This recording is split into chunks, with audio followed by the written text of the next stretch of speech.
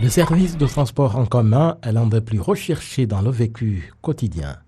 Depuis plus de 3 ans, les passagers dans la ville de Kigali se servent des cartes électroniques communément connues comme Tap & Go, qui a remplacé la méthode archaïque de paiement. Même si je n'ai pas d'argent, je n'ai pas peur de me déplacer, surtout quand je sais que ma carte est bien alimentée.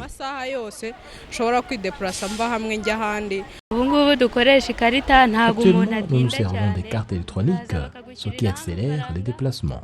Tu te présentes avec ta carte et tu entres en bus, sans problème. Dans le temps, ça nous prenait beaucoup de temps. L'achat des produits divers, tout comme le transfert monétaire, n'exigeait plus des déplacements souvent longs, comme dans le temps.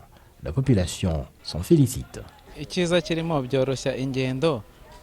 L'énorme avantage est l'allègement des difficultés d'antan de se munir toujours de l'argent. Souvent, on était obligé d'aller même en province.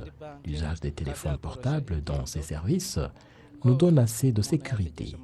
Avant, on pouvait se faire voler son argent facilement, ce qui n'est plus le cas aujourd'hui.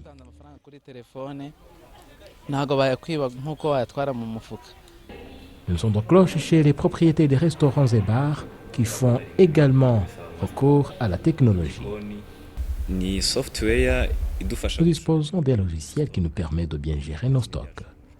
Avant, nous éprouvions beaucoup de difficultés. Il nous fallait utiliser toujours des papiers, mais ce logiciel supprime toutes les barrières. Nos clients peuvent se servir de cette machine et payer facilement.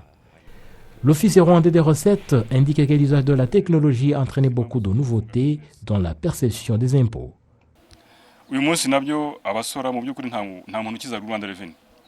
Aujourd'hui, les contribuables ne sont pas obligés de venir à notre bureau. Les grands contribuables, tout comme les petits, s'acquittent de leurs obligations par voie électronique via les téléphones portables. Le système actuel nous permet de faire face aussi à la fraude. Nous avons beaucoup de profits et ça nous aide dans notre objectif de délivrer des services de qualité.